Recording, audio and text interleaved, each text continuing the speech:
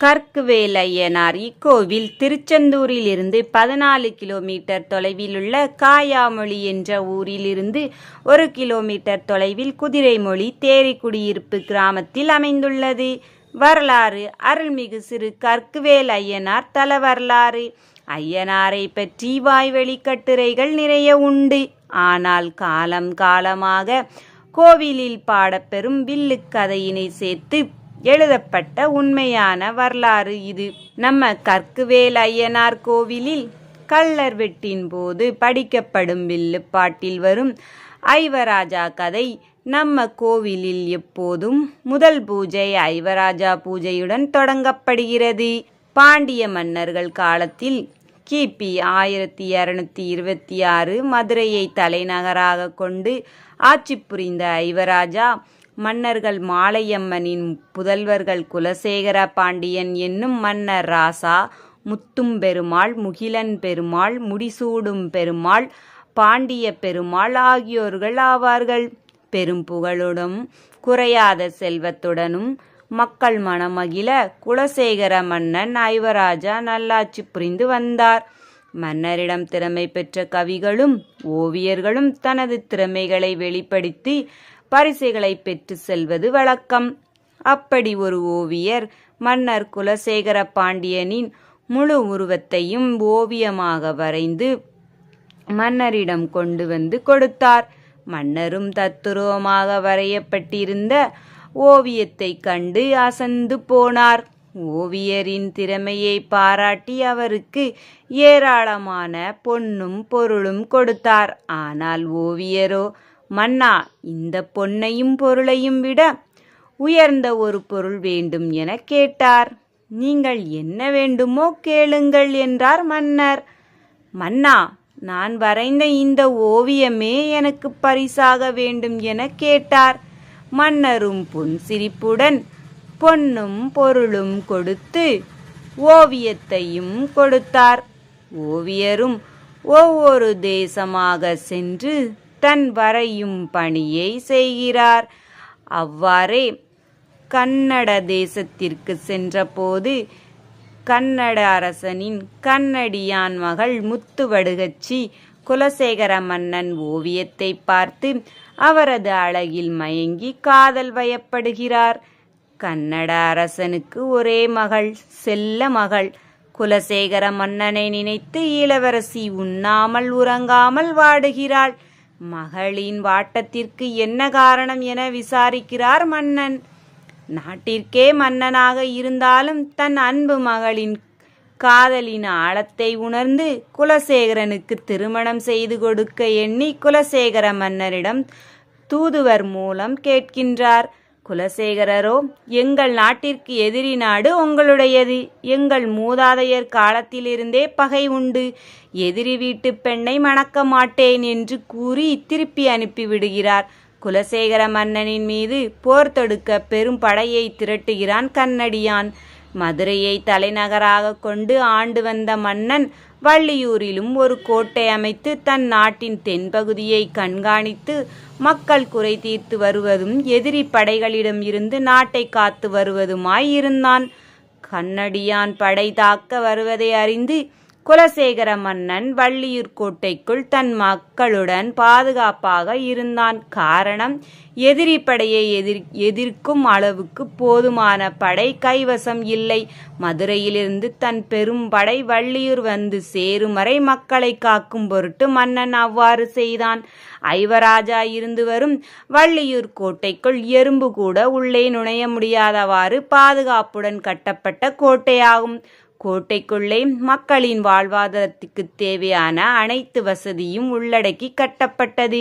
வள்ளியூர் கோட்டைக்குள் வாழும் மக்களின் தண்ணீர் தேவைக்காக சீவலப்பேரி குளத்தில் இருந்து ரகசிய மடை வழியாக தண்ணீர் வந்து கோட்டைக்குள் உள்ள குளத்தில் நிரம்பும்படி பாதாள ஓடை அமைத்து கட்டியிருந்தனர்.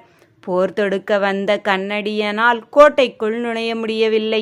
எவ்வளவோ முயன்றும் கோட்டைக்குள் நுழைய முடியவில்லை. எப்படியாவது குலசேகர மன்னனை சிறைபிடித்து சென்று மகளுக்கு திருமணம் செய்து வைத்துவிட வேண்டும் என எண்ணி கன்னடியன் வள்ளியூர் கோட்டைக்கு அருகில் கூடாரம் அமைத்து சந்தர்ப்பம் பார்த்து காத்திருந்தான். நாட்கள் ஓடியது. கண்ணடியான் ஐவராஜா வெளிவரும் நாளை எதிர்பார்த்து இருந்தான்.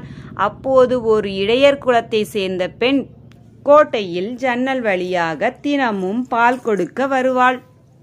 அவள் தங்க உலக்கு பாலளக்கும் தங்கத்திலான படி கொண்டு பாலளந்து கொடுப்பாள். ஒரு நாள் அவள் பால் கொடுத்து விட்டு வரும்போது சீவலபேரி குளத்தின் மடையில் தங்க உலக்கை கழுவுகிறாள். கழுவும்போது உலக்கு மடையில் விழுந்து காணாமல் போகிறது. ஐயையோ, என் தங்க உலக்கை காணவில்லையே என அழுது புலம்புகிறார். மறுநாள் கோட்டைக்கு பால் கொடுக்க வரும்போது சோகமாக வருகிறாள். இறுகிய முகத்துடன் அலுமினிய உலக்கில் பாலடந்து கொடுக்கிறாள். கூடாரத்தில் இருந்த கன்னட படைவீரன் அந்த பெண்ணை பார்த்துவிட்டு, ஏன், என்னாச்சு, உன் தங்க உலக்கு எங்கே என கேட்கிறான்.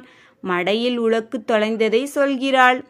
ஐவராஜா படைவீரன் கோட்டைக்குள் சுற்றி வரும்போது தொலைந்து போன அந்த தங்க உலக்கு அவன் கண்ணில் படுகிறது. அதை எடுத்து ஐவராஜாவிடம் கொடுத்து நடந்ததை சொல்கிறான். நீதி அரசன் ஐவராஜாவோ இதை அந்த பெண்ணிடம் கொடுத்து விடுமாறு கூறுகிறார். அதற்கு மறுநாள் கோட்டைக்குள் பால் கொடுத்துவிட்டு கூடாரத்தில் பால் கொடுக்கும்போது தங்க உலக்கில் கொடுக்கிறாள். கன்னடியன் படைவீரர்கள், ஏனம்மா, உன் உலக்கு தொலைந்ததாக சொன்னாயே, எப்படி உன் உலக்கு கிடைத்தது என கேட்கிறார்கள். கோட்டைக்குள் கிடைத்தது, கோட்டையில்தான் கொடுத்தார்கள் என வெகுளியாக கூறுகிறாள். ஆனால் கன்னடியர்கள், குளத்தில் தொலைந்த உலக்கு எப்படி கோட்டைக்குள் கிடைக்கும்? அப்படியென்றால் கோட்டைக்கு தண்ணீர் அந்த குளத்தில் இருந்துதான் செல்கிறது. தண்ணீர் செல்லும் தடத்தில் சென்றால் கோட்டைக்குள் சென்று விடலாம் என்று நினைத்தனர். அதே போலவே குளத்தில் இருந்து இரகசிய மடையை கண்டுபிடித்தனர். அதன் வழியாக கோட்டைக்குள் செல்லும் தண்ணீரை தடுத்து நிறுத்துகிறார்கள். இதை அறிந்த மாமன்னன் குலசேகர மன்னரும் அவரது தம்பிகளும், இனியும் காலம் கடத்துவது தவறு. மக்களை காக்கவே கோட்டை அமைத்து வாழ்ந்தோம். இப்போது என் மக்களுக்கே உணவும் நீரும் கிடைக்காத நிலை ஏற்படின் போர் செய்வதே உத்தமம் என்று எண்ணி வீரத்துடனும் விவேகத்துடனும் போரிட்டனர். போரில் குலசேகரனின் தம்பிகள் கொல்லப்பட்டனர். குலசேகர மன்னன் சிறைபிடிக்கப்பட்டார். கன்னடியன் மகளுக்கு மன்னரை திருமணம் செய்ய கொண்டு செல்கிறான்.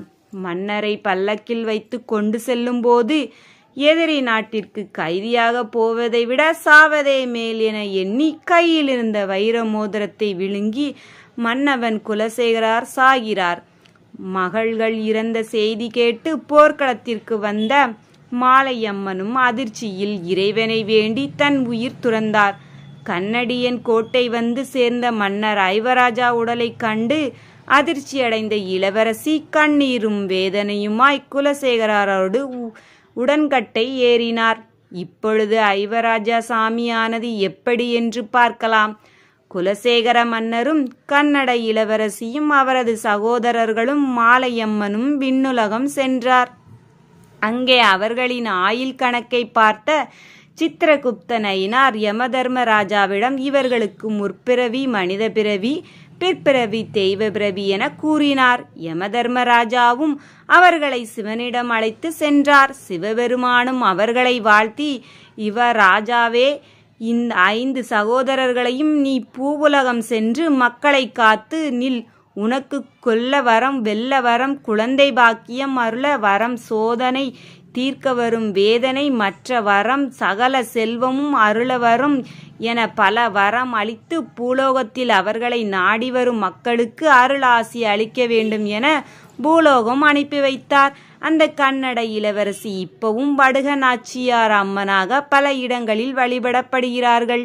பூலோகத்தில் அவர்கள் வந்து இறங்கிய இடம் ஸ்ரீ தர்மசாஸ்தா ஹரிஹர புத்திரன், மணிகண்டன் ஆதி முதல் தெய்வம், பூதங்களின் தலைவன், அட்டத்திக்கு பலகர்களின் அதிபதி, ஐயன் பத்தி சேனைகளின் அரசன், காரையார் சொரிமுத்து ஐயனார் கோவில். சொரிமுத்து ஐயனாரிடம் ஐவராஜாவும் மாலையம்மனும் சிவபெருமான் கூறிய வரத்தை கூறி தங்களுக்கும் ஐயன் அருகே இடம் வேண்டும் என கேட்டனர். ஐயன் நீங்க இருக்க வேண்டிய இடம் வேறு என கூறி ஒரு நாளி நிறைய வித்துக்களை கொடுத்து, இந்த வித்துக்கள் எந்த இடத்தில் விதைத்த அன்றே முளைக்கிறதோ அங்கே நிலையம் போட்டு கொள்ளுங்கள் என்றார். ஐவராஜாவும் பெற்றுக்கொண்டார். ஐயனின் பரிவார தெய்வங்களாகிய சங்கிலி பூதம், முன்னடியான், பட்டவராயன், தளவாய் மாடன், சுடலை மாடன் போன்ற 21 பந்தி சேனைகளையும் உனக்கு துணையாக அனுப்புகிறேன் என்று ஐயன் கூற, பரிவார தெய்வங்களோ ஐயனிடம், ஐயனே, எங்கள் கண்கள் எப்போதும் ஐயனை தரிசித்தபடியே இருக்க வேண்டும். பகவானை, நாங்க இருக்கும் இடத்தில் உங்களை பார்த்து கொண்டே இருக்க வேண்டும். அதனால் நீங்களும் எங்க கூட வர வேண்டும் என கூறினார்கள். ஐயனாரும், நீங்க முன்னாடி போங்க, நான் உங்களுடனே வருவேன் என்றார். ஐவராஜாவும் பரிவாரங்களும் பேச்சிப்பாறை வருகிறார்கள். அங்கு விதை போட்டு பார்க்கிறார்கள், முளைக்கவில்லை. அங்கு அருள்பாலிக்கும் ஐயனாரின் தாயான பேச்சி அம்மனும் அவர்கள் கூட வருகிறார்கள். அங்கிருந்து ஒவ்வொரு இடமாக செல்கிறார்கள். வித்து எங்கும் முளைக்கவில்லை. ஐயனாரின் இன்னொரு வடிவமான வள்ளியூர் தென்கரை மகாராஜா கோவிலில் இருந்து வன்னியராஜாவும் அவரது சகோதரர்கள் தங்கை வன்னிச்சியும் ஐயனுக்கு பரிவார தெய்வங்களாக வருகிறார்கள். இப்போது கற்குவேல் ஐயனார் கோயில் இருக்கும் பகுதி செல்வ செழிப்புடன் இயற்கை வளமுடன் இருக்கிறது. இங்கே சிறிது ஓய்வெடுக்கிறார்கள். அயர்ந்த நேரத்தில் கை தவறி நாளியில் இருந்து வித்து கீழே விழுகிறது. என்ன அதிசயம்! கண் விழித்து பார்த்தால் விழுந்த வித்துக்கள் அத்தனையும் முளைந்து விட்டன. அந்த இடம் அவர்களுக்கு பிடித்து போக ஐயனும் அங்கேயே ஐவராஜாவுடன் பரிவார தேவதைகளுடன் இருக்கிறார்கள்.